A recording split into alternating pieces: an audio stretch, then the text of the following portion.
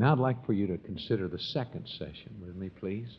That session we will call one flesh. One flesh. Now, folks, if I could get you to get a hold of this truth this morning and how foundational it is,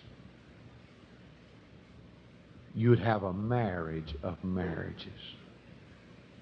You would have a marriage of marriages. If you can conceive what God is saying when He says, you are one flesh. One flesh with your wife. One flesh with your husband. Now, notice what Adam said in the 23rd verse. Just as soon as he'd gotten through hugging Eve and getting over the amazement of what God had done, he said in verse 23, this is now bone of my bones. This is now flesh of my flesh. And she shall be called woman, because she was taken not out of the dust, but out of man. She was taken out of man. She's part of me, Adam said. She is literally bone of my bones, flesh of my flesh. Bone of my bones, flesh of my flesh.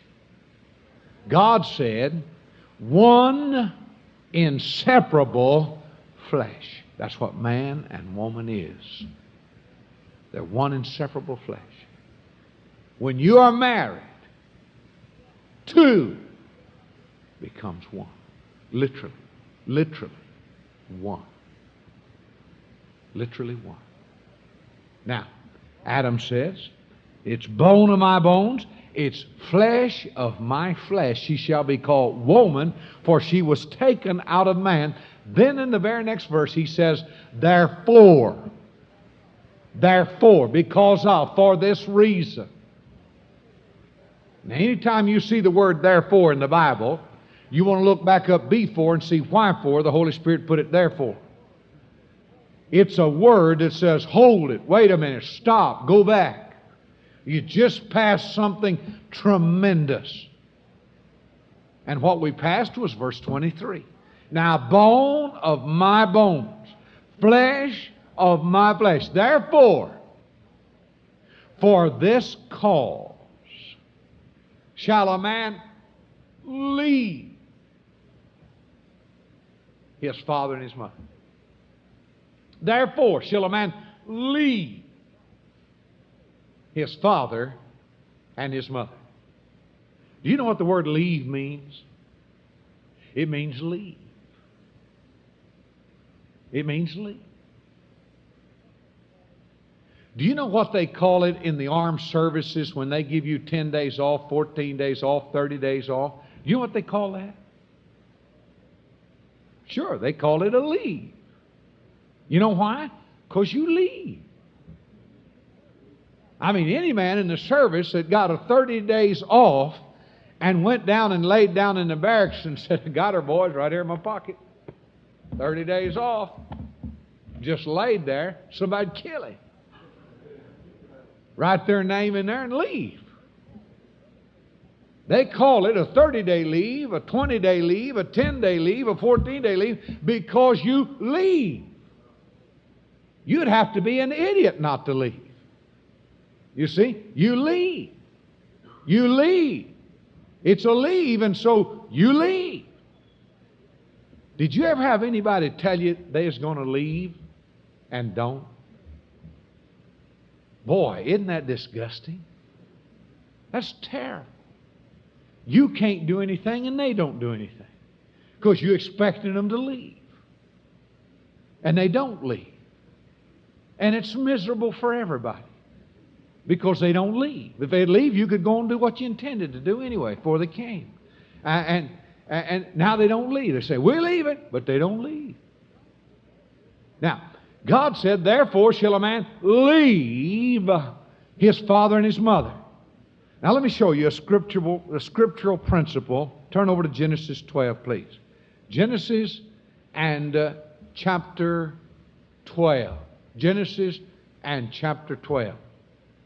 Now the Lord had said unto Abram, Get thee out of thy country, and from thy kindred, and from thy father's house, unto a land that I will show thee. And I will make of thee a great nation, and I will bless thee, and make thy name great, and thou shalt be a blessing. And I will bless them that bless thee, and curseth him that curseth thee, and in thee shall all families of the earth be blessed. So Abraham departed, as the Lord had spoken unto him, and Lot went with him, and Abram was 75 years old when he departed out of Haran. And Abram took Sarai, his wife, and Lot, his brother's son, and all their substance that they had gathered, and the souls that they had gotten to Haran, and they went forth to go into the land of Canaan, and into the land of Canaan they came. And so on. Now, Abraham was told to do three things. Abraham, leave your country. Abraham, leave your kindred. Abraham, leave your kinfolk. Leave your loved ones. Notice what God said. Now, Abraham, get thee out of thy country, from thy kindred, and from thy father's house. All right, he left. Left his country. Left Ur of the Chaldees and moved to Haran. Did God bless him? No. No. He took his daddy with him. He had only done one of the three. He moved from Haran one day and left his daddy. He moved to the land of Canaan, from Canaan to Egypt, and Egypt to Canaan, and God still has not blessed him. Because he's still got some of his kinfolk with him. He's got his nephew with him. Read Genesis, the 13th chapter. And you will find that the same day that Lot left Abraham and the last part of this threefold commandment was fulfilled, that same day God blessed Abraham and said, wherever you put the sole of your foot, I'll give it to you. Look north, east, west, and south, it's yours. Now there's a scriptural principle here. God said, therefore, thou shalt leave thy father and thy mother. For who? Your wife's sake. Therefore shall a man leave his father and his mother. One of the biggest problems in marriages today is parental interference. Is running back to mom, running back to dad, turning to them seeing their poor little one mistreated, or their poor, and I don't mean beat up on, I just mean, don't get a Cadillac instead of a Chevrolet. It's too bad my daughter has to ride around the Chevrolet. It's just not right, and he's not making enough money, and he can only take her out to eat twice a week, and that just won't do, and they don't have colored TV, and she just suffers with black and white, and it's bad all over, no microwave. And it's terrible what our little girl has to suffer through. On and on. And it's parental interference. Parental interference. Now, I have 4 children. They're all married. I married them all. And when I performed the ceremonies, I stood openly and publicly. And I said this to the whole crowd that was assembled. I said to my 2 boys, Tim and Paul, I said, today, you must love Terry and Jeannie more than you love me, or love the mother that gave birth to you. Now, folks, if that isn't true in their lives this morning, they've got problems. If either one of my boys would rather be with me than their wives, they've got problems. They've got problems. When my 2 daughters married, I said, Penny and Phyllis, I said, you must love Todd and Paul more than you love your mother or me. I'm not saying that don't hurt when it comes to pass. I used to be my girl's hero. Why, there wasn't anybody like their dad. Nobody was as strong as I was. Nobody was as good looking as I was. Nobody could run like I could run. Nobody could shoot like I could shoot. I mean, nobody could drive like I could drive. Well, I could do anything. And one day they came home, and some little spindle-legged, narrow-chested kid who roached his hair, why, their eyes were floating like two fried eggs in milk. And they said, "Oh, Daddy, you ought to see. He can do anything."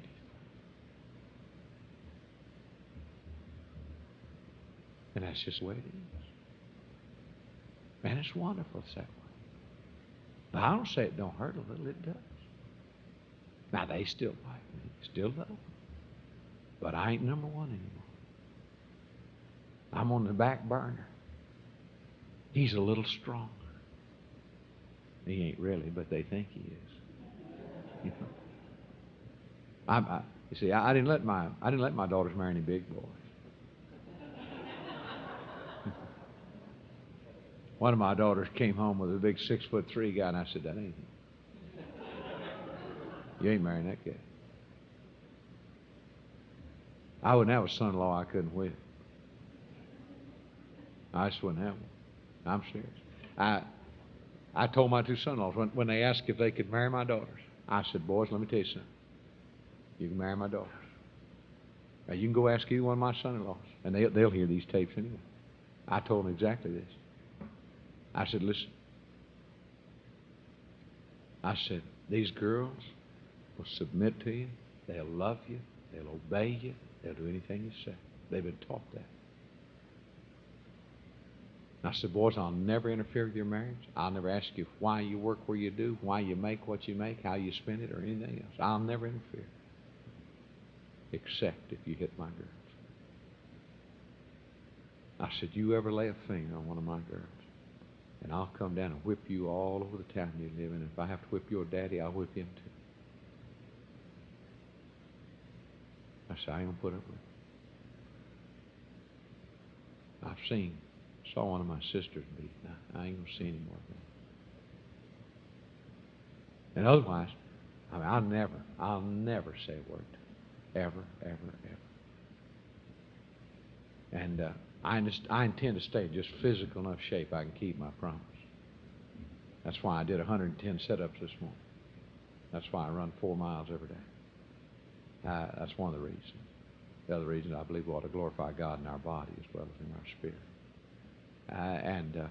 But there's a principle here.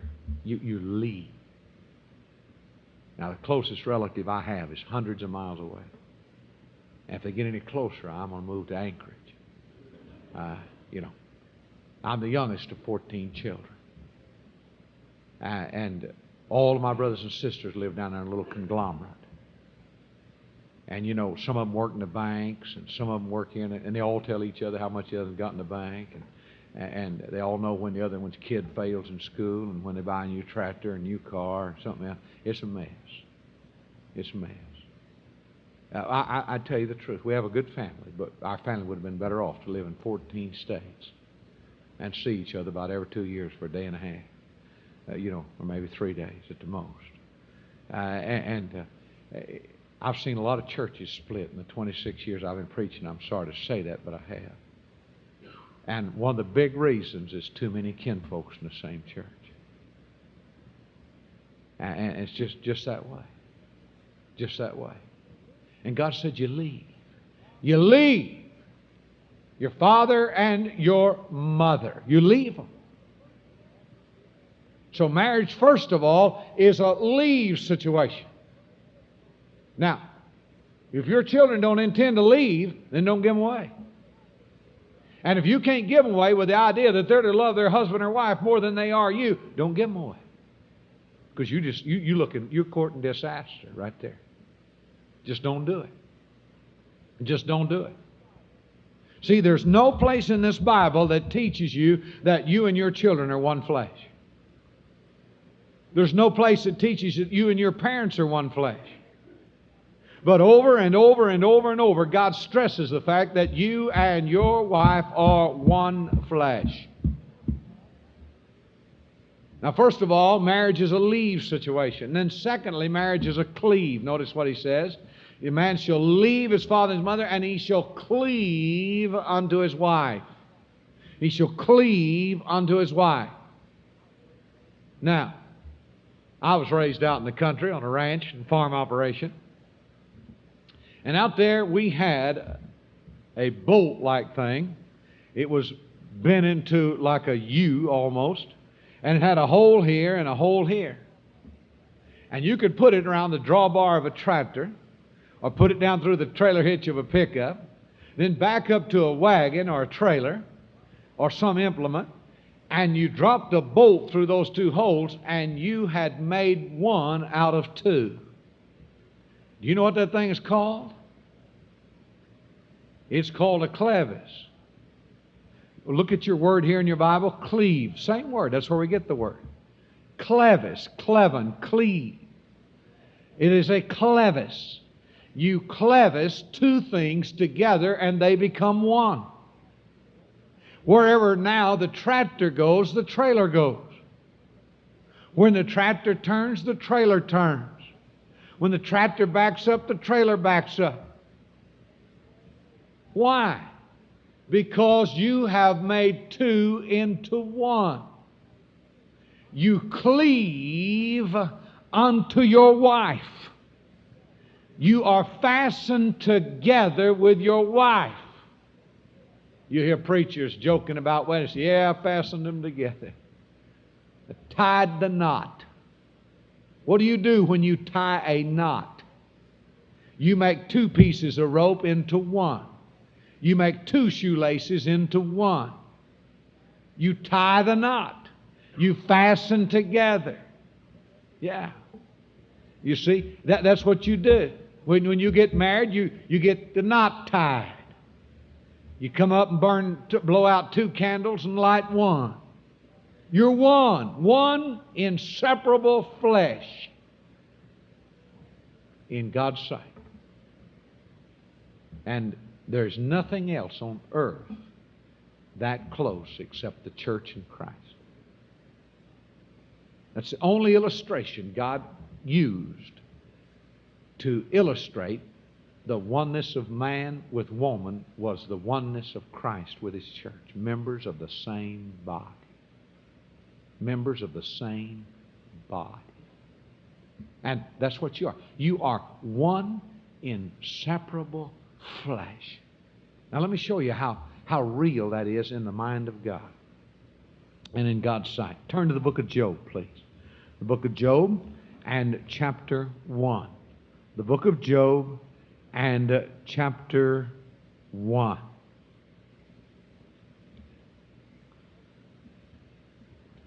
In Job 1, we find the story that Satan has come to heaven. Notice verse 6. Now there was a day when the sons of God came to present themselves before the Lord, and Satan came also among them. And the Lord said unto Satan, Whence comest thou? Then Satan answered the Lord and said, From going to and fro in the earth, and from walking up and down in it. And the Lord said unto Satan, Hast thou considered my servant Job, that there is none like him in the earth, a perfect and an upright man, one that feareth God and escheweth evil? Then Satan answered the Lord and said, Doth Job fear God for naught? Hast not thou made a hedge about him and about his house and about all that he hath on every side? Thou hast blessed the work of his hands, and his substance is increased in the land. But put forth thine hand now, and touch all that he hath, and he will curse thee to thy face. And the Lord said unto Satan, Behold, all that he hath is in thy power. Only upon himself put not forth thine hand. So Satan went forth from the presence of the Lord. And there was a day when his sons and daughters were eating and drinking wine in their eldest brother's house. And there came a messenger unto Job, and said, The oxen were plowing, and the asses feeding beside them. And the Sabaeans fell upon them, and took them away. Yea, they have slain the servants with the edge of the sword, and I only am escaped alone to tell thee. While he was yet speaking, there came also another, and said, The fire of God is fallen from heaven, and hath burned up the sheep and the servants, and consumed them, and I only am escaped alone to tell thee. And while he was yet speaking, there came also another, and said, The Chaldeans made out 3 bands, and fell upon the camels, and have carried them away, yea, and slain the servants with the edge of the sword. And I only am escaped alone to tell thee. While he was yet speaking, there came also another, and said, Thy sons and thy daughters were eating and drinking wine in their eldest brother's house. And behold, there came a great wind from the wilderness, and smote the 4 corners of the house, and it fell upon the young men, and they are dead. And I only am escaped alone to tell thee. Then Job arose and rent his mantle, and shaved his head, and fell down upon the ground, and worshipped, and said, Naked came I out of my mother's womb, and naked shall I return thither. The Lord gave, and the Lord hath taken away. Blessed be the name of the Lord. Now notice that one day God said to Satan, Satan, hast thou considered my servant Job? And Satan said, Well, no wonder he loves you like he does. Why, you've hedged him in down there. He's a millionaire, and his children are all healthy, and his cattle are prosperous, and he's known and loved all over the world, and no wonder he loves you. Now, I tell you what you do. I'll tell you what you do. You go down, and you start working on Job. You go down, and you start working on Job, and Job will curse you to your face. And Job will curse you to your face. And God said to Satan, All right, you have my permission. You can go down and strip Job of everything he has. But you cannot touch Job. Now watch. Satan goes down. Satan takes all the cattle away, all the sheep, all the oxen, everything he has, the camels, the donkey. He's a millionaire that morning. He's a pauper that night. Stripped him of his riches. All 10 of his children are over, 7 sons, 3 daughters, are over eating at one boy's house. They're having a feast. Satan brings a cyclone along, or tornado, and he blows in the house and kills all 10 kids. Now, anytime you think you have problems, consider going to a funeral where there's 10 caskets. And in every casket lies one of your children. And that's what Satan did. But note very carefully, my friend, he never laid a finger on Mrs. Job. And God didn't tell him he couldn't. God said you can't touch Job. But Satan knows that to touch Job is to touch Miss Job is to touch Job. And he can't cross what God says. Now, my friend, that's how real God meant it when he said, You are one flesh. That's how real it is. One inseparable flesh. Turn to the book of Ephesians, please, for a moment. Chapter 5. The book of Ephesians and chapter 5. And notice the emphasis that God puts here on one flesh. Ephesians 5, verse 28. So ought men to love their wives as their own bodies. So ought men to love their wives as their own bodies. Notice, he that loveth his wife loveth who? Himself. He that loveth his wife loveth himself. You love your wife, you love yourself. You love yourself. That's how inseparable you are as one flesh. You hate your wife, you hate yourself. You love your wife, you love yourself. You are one inseparable flesh. One inseparable flesh. Notice, please. For no man ever yet hated his own flesh. We don't hate our own flesh. Why, we get in front of the mirror and admire it. We look at it and say, that ain't so bad.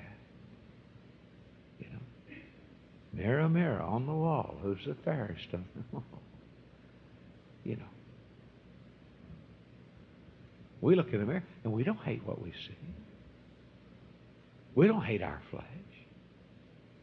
God said, but He loveth us and cherisheth, nourisheth, and cherisheth it. Notice verse 30 now, the comparison of the church. For we are members of His body, of His flesh, and of His bones. What did Adam say about Eve? Now bone of my bones, now flesh of my flesh. What did Christ say about the church? Bone of my bones, flesh of my flesh. We are members of His body. One lady was in the hospital and a priest came along and said, would you like for me to say the last rites over you? And she said, no, sir, I don't need that. I'm one of the, I'm saved and I know it. I'm in God's hand. And he said, well, but don't be too sure. You might slip through His fingers. She said, sir, that's impossible. I'm one of His fingers. You see, that's biblical truth. We are members of His body. Many members, one body. See? You see my finger? How far it is from my head? It's still a member of my body. When you get a leg cut off, they say you lost what? One of your members. You lose a hand, they say that old boy lost one of his what? Members. Where do you think they get that terminology? Did they get it from the Bible? All members of one body. You see? Paul said we're not all eyes, else were the hearing. Not all hearing, elsewhere were the seeing. Thank God we're not all nose. You know? Wouldn't you hate to go down the street and just meet a giant nose coming along? Now, my whole body isn't just an eye. It isn't just an eye. It's got many members, but they're one body. Now, you see, the wife is bone of bone and flesh of flesh. The church is bone of bone, flesh of flesh. It's the only comparison God gave to the closeness of the marriage, is His relation to the church. Now, notice verse 31. For this cause. What cause? Because a man has a wife. Because they're bone of bone and flesh of flesh. They're bone of bone and flesh of flesh. For this cause shall a man leave. Shall a man what? Leave. What do we say leave mean? Means leave. Get away from. Make yourself absent of that place, that person.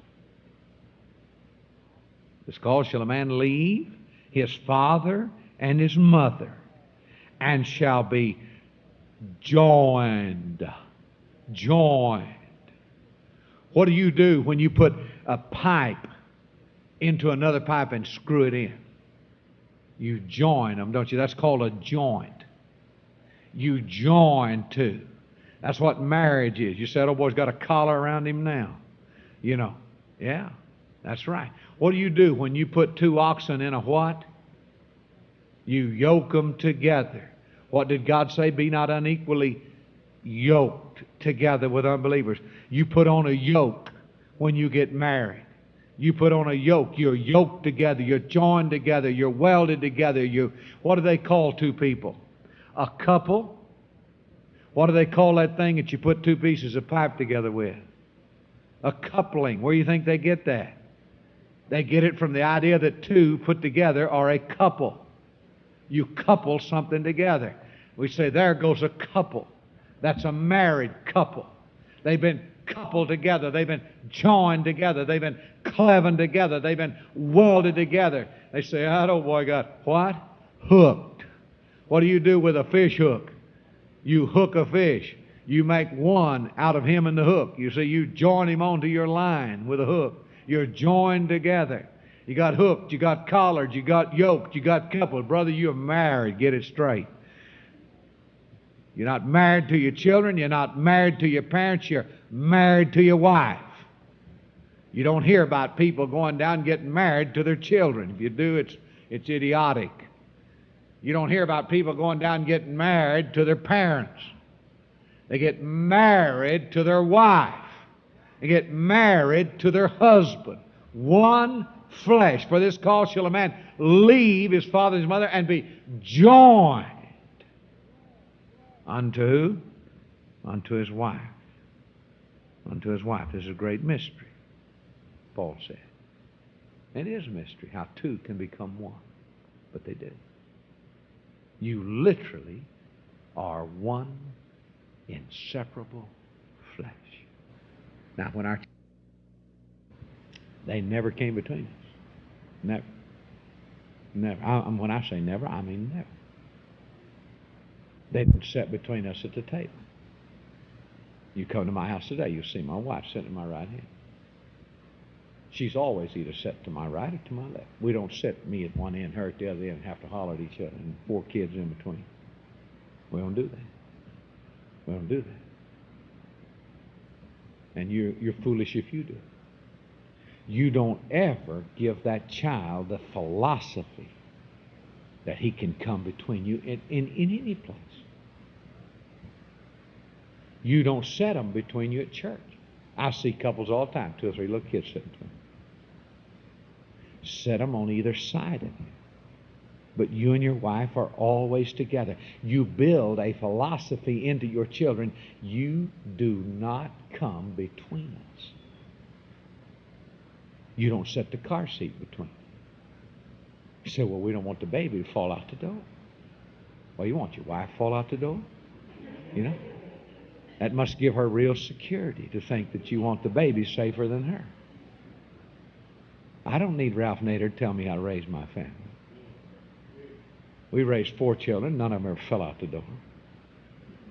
My daddy raised 14, and all we ever had was a pickup, and we didn't even bounce out. I mean, we lived out in the country. I mean, country. I mean, if you came to our house, you had to turn around to go anywhere. We lived so far. You know, I mean, if there's a car coming to our house, you didn't have to wonder, it's coming to our house. You know. We just live way in the country. But let me say to you, you see, and we didn't bounce out. We had chuck holes. You know what those are, don't you? You know. And you could lose a good-sized car in some of them. And we never fell out. We never bounced out. Now, let me tell you something. It's all right to have a car seat, and it's a law today in most places, and you certainly want to obey the law in that. But you don't set it between you and your wife. You don't set it between you and your wife. You and your wife don't ever have anything between. It's bad enough that you got a shirt sleeve between. Don't have anything else. All right? And now I tell teenagers dating just the opposite. I tell them on every date, take a Bible, get a king-size edition, put it between them. You know, by the time he crawls over Matthew, Mark, and Luke, he'll be give out, and John, and he won't bother you. But husbands and wives never have anything between them. They're one flesh. They're one flesh, and you sure don't buy one of these cars with a console in the middle. God help you if you don't have any more romance than that in your marriage. You don't buy those kind. You just don't buy them. They were invented for freaks, you know, not for people in love. You just don't get that kind. You don't let anything between you. Not a console, not a kid, not anything. Not a baby seat. And folks, for goodness sake, you don't let them sleep between you. You don't let them sleep with you. You believe this or don't believe. Did you know the world is full of jealous husbands over their own children? That's the truth. There's women sitting right here, and you pick up your little boy, little girl, and just never do that to your husband. There's some of you daddies sitting here, and you pick up your little old girl, just, oh, you just the sweetest thing. And you don't ever walk up to your wife and go, you just the sweetest thing. That's the truth. And there's a lot of jealous husbands, a lot of jealous wives, jealous over their own children. You don't let your kid in your bedroom. Your kid ought to have an appointment to get in your bedroom. That's the truth. I mean, your bedroom is off limits. That's not just another room of the house. That's your bedroom. We're going to talk about that later. But they ought to have an appointment to get in there. And you just don't let them in there. You say, well, they're afraid of the dark. Leave the light on. Whoever said you had to sleep in the dark? Huh? If they're afraid of the dark, just put a mask on them. Leave the light on. Or just leave the light on. Whoever said the closet had to be dark and look like something over there about to get you? Leave the closet light on. It don't cost that much to burn it all night. Yeah, just leave it on. And well, they just scream.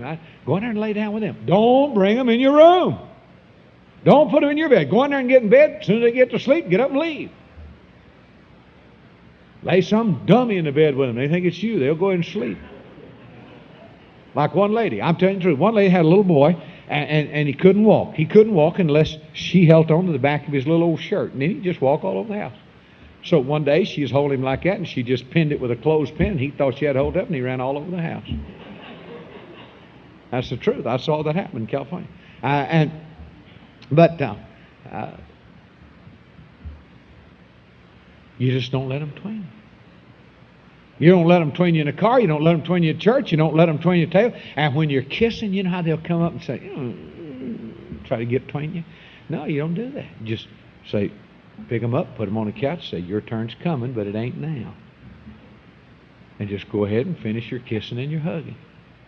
You don't let them between you. They'll try to squirm in between you. They'll try to ooch over between you. Boy, don't give them the philosophy. Don't let them ever have a hope of any kind of thinking I can get between my mom and my dad. You are one inseparable flesh. Now, folks, if I could get you to believe that and live like that, you'd have a marriage of all marriages. And it is true, whether you believe it or don't. God said, you and your wife are one inseparable flesh. You and your husband are one flesh. Believe it.